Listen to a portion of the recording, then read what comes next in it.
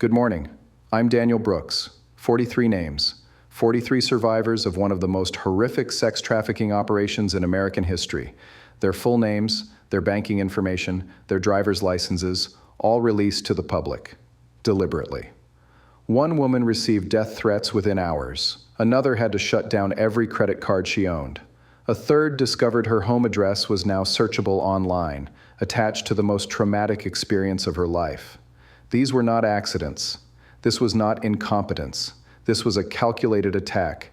And if you want to understand what is really happening, if you want to know why the United States government is protecting billionaires while destroying the lives of survivors, you need to subscribe to this channel right now, because Daniel Brooks Reports brings you the news that no other channel will touch, the news they are trying to bury, the news that could get this channel taken down. Hit subscribe, turn on notifications, because what I'm about to tell you will make you question everything you thought you knew about justice in America.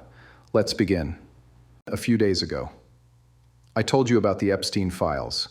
3 million pages, 2,000 videos, 180,000 images. The largest document release in the history of the Jeffrey Epstein case. I told you that this release was supposed to bring transparency. I told you that Congress passed a law forcing the Department of Justice to reveal everything. I told you the American people would finally see the truth. I was wrong, because while the Department of Justice was releasing these files, they made a choice, a deliberate choice. They chose to hide the names of the most powerful people in the world, and they chose to expose the names of the most vulnerable. Let me give you the facts. On January 30th, 2025, the Department of Justice released over 3 million pages of documents related to the Jeffrey Epstein investigation. Buried in those documents were the full legal names of 43 survivors, women who had been trafficked, women who had been abused, women who had testified in court, under the promise that their identities would remain sealed. The DOJ broke that promise, and it gets worse. Alongside their names, the government released their banking information, credit card numbers, expiration dates, security codes, driver's license details, home addresses, phone numbers, email addresses, everything a stalker would need, everything a criminal would need, everything a conspiracy theorist with a grudge would need. One survivor, her name is Anuska DeGiorgio, testified against Ghislaine Maxwell in federal court. She was brave. She was strong. She helped put a monster in prison. And as a reward, the United States government published her driver's license for the entire world to see. Another survivor discovered her private banking information appeared 51 times in the released documents. 51 times. She is now receiving death threats. She has closed every bank account she owns. She is terrified to leave her house. A third survivor wrote an open letter. She said, and I quote, "You even had the audacity to release my private banking info. It feels deliberate. It feels like a bit of an attack on survivors." She is right, because this was not a mistake. How do I know this was deliberate? Let me show you the evidence. On December 4th, 2024, attorneys representing over 350 Epstein survivors sent the Department of Justice a complete list of victim names. They sent this list for one reason, so the DOJ could redact those names before releasing the files to the public. This is standard procedure. This is how victim protection works in every major federal case. The DOJ received that list. They had it in their possession for almost 2 months before the January 30th release. 2 months. And they did nothing. According to the attorneys, the DOJ did not even perform a basic keyword search. They did not run the names through the documents. They did not check if victim identities were present. They just released everything. But here is what makes this truly disturbing. While the DOJ was failing to protect survivor names, they were working overtime to redact other information. Over 500 pages in the release were completely blacked out. Entire sections were labeled classified. Entire emails were removed. So the government had the time and resources to hide certain information, but they chose not to hide victim names. The attorneys representing the survivors called this, and I am quoting their court filing, the single most egregious violation of victim privacy in one day in United States history. Think about that. In one day, the United States government violated more victim privacy than any other institution in American history in one day. And when survivors began complaining, when their lawyers filed emergency motions in federal court, the DOJ's response was stunning. They said it was an accident. They said there was no way to know victim names would be in the files. They said they did their best. But that is a lie. Because the same documents that exposed victim names also exposed Jeffrey Epstein's credit card information, his card number, his expiration date, his CVV code. If the DOJ was worried about protecting privacy, why did they release a dead man's credit card details? What purpose does that serve? The answer is simple. They were not trying to protect anyone. They were trying to send a message. So if the Department of Justice was not protecting survivors, who are they protecting? Let me remind you of something I said in my last investigation. This Epstein case involves some of the most powerful people on the planet. Presidents, princes, billionaires, tech executives, hedge fund managers, intelligence operatives. And when the DOJ released 3 million pages of documents, how many of those powerful names were fully exposed? Almost none. Let's go through the list.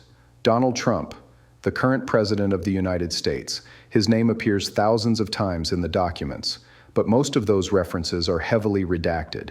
Emails involving Trump, redacted. Flight logs showing where Trump traveled, partially redacted. Witness testimony about Trump's behavior, redacted. Bill Clinton, the former president, his name appears in dozens of flight logs, but key details about what he did on those flights, redacted. Bill Gates, one of the richest men in the world, emails show he had extensive contact with Epstein even after Epstein's 2008 conviction, but the full content of those emails, redacted. Prince Andrew, the British royal, on photographs show him with Epstein's victims, but documents detailing the full extent of his involvement, redacted. Ehud Barak, the former Prime Minister of Israel, documents show he visited Epstein's properties repeatedly, but specifics about those visits, redacted. The pattern is clear. The government protected the powerful, and they sacrificed the powerless.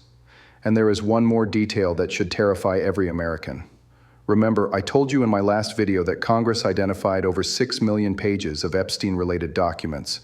The DOJ only released 3.5 million. That means roughly half of the files are still hidden, still classified, still locked away. What is in those files? Who are they protecting? And why? But here is what gives me hope. The survivors are not staying silent. On February 3, 2025, a coalition of Epstein survivors filed an emergency motion in federal court. They are demanding that the Department of Justice immediately remove all victim identifying information from public databases. They are demanding that the DOJ explain, under oath, how this happened. And they are demanding financial compensation for every survivor whose privacy was violated. Their attorneys wrote something in that filing that I want to read to you. They said, "There is no conceivable degree of institutional incompetence to explain this breach. The only rational explanation is that it was intentional. And if it was intentional, then someone inside the Department of Justice made a decision to prioritize protecting powerful men over protecting vulnerable women. That is not a conspiracy theory. That is a legal argument being made in federal court by experienced attorneys representing hundreds of survivors. And those survivors are not backing down. One survivor, who asked to remain anonymous, gave an interview this week. She said, "They released my name to protect their friends. They want us to be afraid. They want us to stop talking. But I'm not going to stop, because the world needs to know what these men did." Another survivor said, "I testified because I believed in justice. I believed the system would protect me. I was wrong, but I will not let them silence me. These women are heroes. They survived unimaginable trauma. They came forward at great personal risk, and instead of being protected, they were betrayed by the very institution that promised them justice." So where does this go from here? Right now, there are 3 separate investigations happening. First, the survivors' attorneys have filed a formal complaint with the Department of Justice Inspector General. They are demanding an internal investigation into who approved this release and why victim protections were ignored.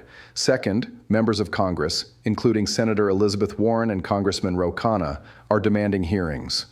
They want DOJ officials to testify under oath about what happened. Third, and this is the most important, the survivors themselves are considering a class action lawsuit against the United States government. If that lawsuit moves forward, it could force the release of the remaining 3 million pages that are still classified. It could expose every name that the government is trying to hide.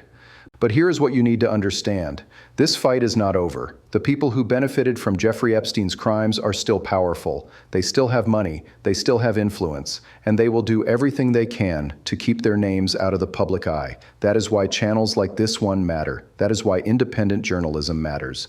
Because the mainstream media will not tell you this story. They will not show you the documents. They will not name the names. But I will, and I need your help to keep doing it. 43 women had their lives destroyed, again, because the United States government chose to protect billionaires instead of survivors.